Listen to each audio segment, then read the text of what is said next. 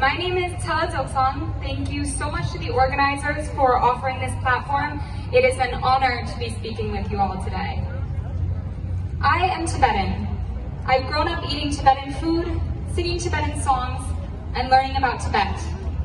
And yet, I have never once stepped foot in my country. The reason for which being that I cannot. Since the illegal Chinese occupation in 1959, my people have lost their most basic freedoms. Freedom of expression, freedom to practice their religion, and now even the freedom to learn their mother tongue. It is no surprise that just this year, Tibet was ranked the least free region on earth by Freedom House. The Chinese government's increasing crackdown in Tibet goes largely unnoticed to the world, as government censorship makes it nearly impossible to pass along information outside of Tibet. With this lack of exposure comes a lack of knowledge, not only regarding the cultural genocide in Tibet, but also the devastating environmental crisis. The Tibet Climate Crisis is the biggest environmental catastrophe you've never heard of. Known as the Earth's third pole, Tibet holds the largest source of fresh water outside the Arctic, providing water for 1/5 of the global population. Over 1 billion people across Asia, from India to Cambodia to Laos and Pakistan, rely on Tibet for their water security. Yet Tibet's environment is being destroyed. Prior to China's illegal occupation of Tibet, Tibetans and downstream countries were in safe hands. Tibetan nomads were the guardians of the Tibetan plateau, preserving the natural balance of Tibet's ecosystem the same way my ancestors have for thousands of years.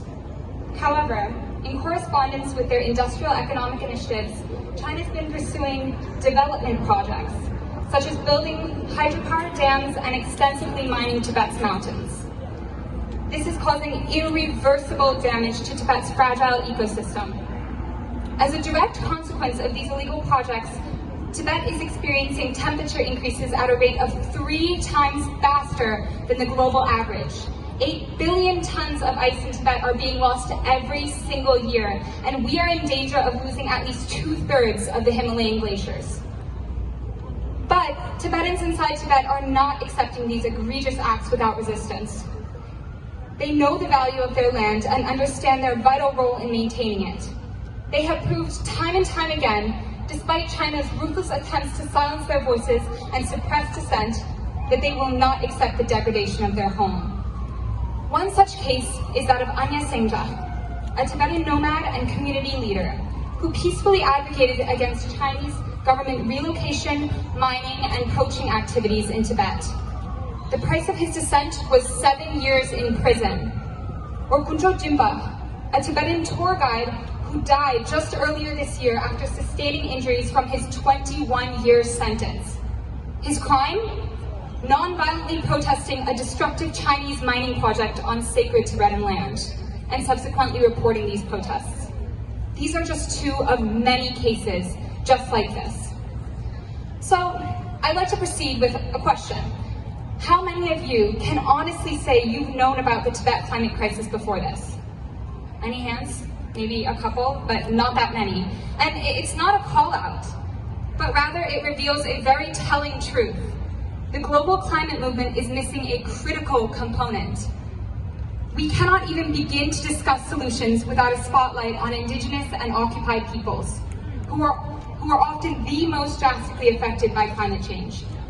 They are the ones who offer the most informed solutions, yet are also the most silenced. That's why it is absolutely crucial to engage in intersectional spaces such as these.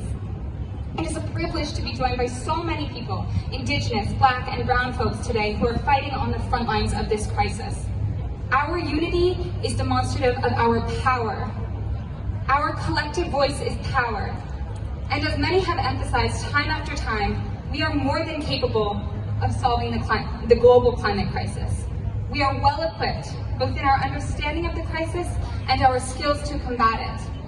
And now it is a matter of mobilizing world leaders and others to follow suit. But for my people, the people of Tibet, there is no such opportunity, not without severe consequences. So I am asking all of you not to let Tibetans and Tibet go forgotten, to not let over 1 billion people be forgotten. Tibetans need your spirit. They need your grit and your irrevocable ability to stand up to the violent forces driving climate change. I am calling on all of you to take the initiative and join me in fighting China's brutal occupation of Tibet and their environmental crimes on the Tibetan plateau.